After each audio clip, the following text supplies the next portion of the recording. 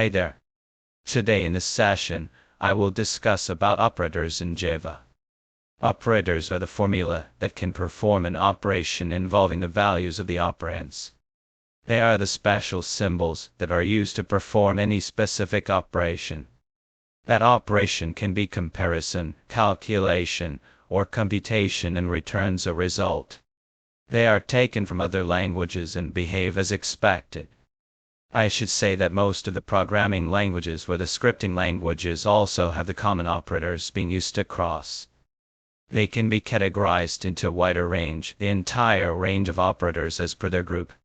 Something like arithmetic operators, assignment operators, relational operators, bit price operators, logical operators.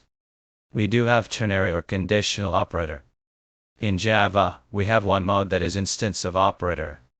Further, these operators are also categorized into the unitary operators and the binary operators, where the unitary operators are those operators who take one operand and one operator, while the binary operators are those operators that takes two operands and one operator, at least at one given point of time.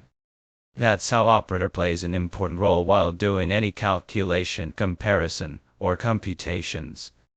Stay tuned to learn more about each category and their example. See you in the next session. Stay tuned.